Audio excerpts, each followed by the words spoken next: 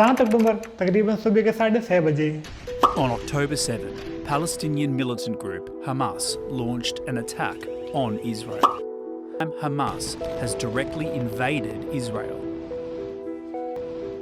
5000 rocket से Israel पर attack होता है जब इसराइल की आधी आबादी सो रही थी। एक दिन पहले इसराइल में एक म्यूजिक फेस्टिवल था। 20 मिनट में इसराइल पर 5000 रॉकेट गिरते हैं और इसके बाद पैराग्लाइडिंग और बॉर्डर के जरिए अटैकर इसराइल में घुसते हैं। हजारों इजरायली सिटीजन को बंधक बना लिया गया और 250 प्लस सिटीजन को मार दिया गया। इस अटैक को पैलेस्टीन की एजेंसी हमास द्वारा अंजाम दिया गया, जो एक टेररिस्ट ऑर्गेनाइजेशन है। इस अटैक के कुछ देर बाद इजरायली पीएम का बयान आता है, אנחנו במלחמה, לא במבצע, לא בסבבים, במלחמה। इजरायली पीएम ने इतने बड़े अटैक के बाद वॉर का ऐलान कर दिया। इसके बाद इजरायल आर्मी ने गाजा और हमास के ठिकाने और जहाँ से रॉकेट लॉन्च हुए थे वहाँ पर एयर स्ट्राइक शुरू कर दी। इस अटैक में भी सैकड़ों लोगों की जान गई। हमास द्वारा इजरायल पर किए गए अटैक को अल-अक्सा स्टॉर्म नाम दिया गया। इसराइल और पैलेस्टीन में पहले भी ऐसी बहुत सी वॉर देख गई थी, पर ऐसी वॉर और इतनी जाने कभी नहीं गई। लेकिन कुछ क्वेश्चन है जिन्हें हम जानने की कोशिश करेंगे। हमास कौन है और इसने इसराइल पर अटैक क्यों किया? इसराइल जो अरब कंट्री से घिरा होने के बाद भी उन्हें कैसे मुंह तोड़ जवाब दे रहे हैं? इसराइल कैसे सर्वाइव कर रहे हैं? इसराइल और फिलिस्तीन के बीच जंग क्यों हो रही है? और इंडिया जो आज तक किसी कंट्री को एक तरफा सपोर्ट नहीं करती, आज वो खुल के इसराइल के साथ खड़ी है, क्यों? Let's find out. World war 2 के बाद 1947 में इसराइल ने बंटवारा किया, जिसमें रेड एरिया अरब को दे दिया गया, जिसे फिलिस्तीन कहा जाता है, जो लैंड का 45% है, एंड बाकी जो एरिया है उसे इसराइली जूस को दे दिया गया, जो 55% है, और ये 20 में है, उसे जेरूसलम बोला जाता है। इस जगह को दोनों पॉपुलेशन अपना होलिक प्लेस मानती है, तो इस जगह को यूएन ने खुद रख लिया, जिसमें इसराइल और फिलिस्तीन दोनों आज जा सकते हैं। उस समय जूस लोगों ने तो इसे एक्सेप्ट कर लिया था, बट अरब इस फैसले से बिल्कुल भी खुश नहीं थे।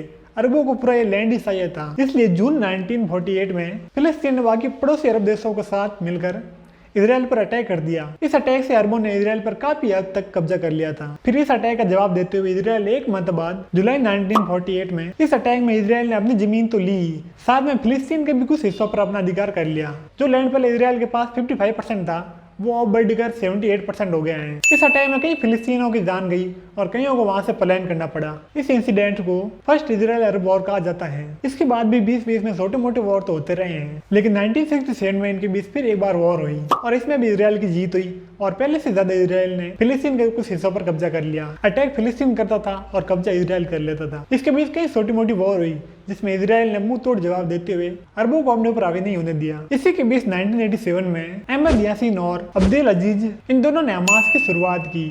हमास का काम था इसराइल को अंदर से कमजोर करना और पैलेस्टीन को इसराइल पर कब्जा करने में हेल्प करना। फिर इसी समय 1990 में फतेह नाम की एक और पैरामिलिट्री ऑर्गेनाइजेशन की शुरुआत की, लेकिन बाद में जो पैलेस्टीन को लैंड मिला था उस पर हमास और फतेह हैवी हो गए। लेकिन जब 2004 में फतेह ऑर्गेनाइजेशन के लीडर यासिन अरफात की डेथ हो गई, इसके बाद हमास फिलिस्तीन में और ज्यादा स्ट्रांग हो गया और फिर 2007 में हमास का फतेह के साथ एक सिविल वॉर हुआ। इसके बाद हमास ने गाजा को अपने कंट्रोल में ले लिया और दूसरी तरफ फतेह जो एक पैलेस्टीनियन गवर्नमेंट है, उसने बसे हुए वेस्ट बैंक को अपने कंट्रोल में ले लिया। लेकिन हमास और फतेह में क्या डिफरेंस है? बेसिकली काम तो फलस्तीन के लिए कर रहे हैं। हमास जो है इसराइल को इस्लामिक देश बनाना चाहती है, जहाँ पर पैलेस्टीनियन राज करेंगे, एंड हमास इसराइल को रिऑर्गेनाइज भी नहीं करती है। बट फतेह सेक्युलर है, वे इसराइल को रिऑर्गेनाइज करती है और फतेह अपना वही लैंड वापस लेना चाहती है जो पैलेस्टीन ने खो दिया था। अब करंट सिचुएशन की बात की जाए तो हमास को अरब कंट्री का सपोर्ट है, वहीं दूसरी तरफ इसराइल को भी बहुत सी कंट्री ने सपोर्ट किया है और स्पेशली अमेरिका ने और इंडिया ने भी। इंडिया ने हमास के अटैक की आलोचना करते हुए इसराइल को सपोर्ट किया है। अब ये वॉर लंबा चलने वाला है।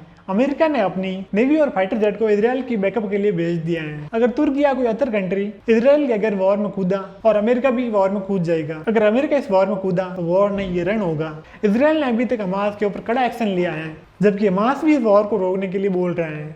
इस वॉर से कई हजारों निर्दोष लोगों की जान गई है, हजारों महिलाओं के साथ जबरदस्ता और उन्हें बंधक बनाया गया, निर्दोष बच्चों को मार दिया गया।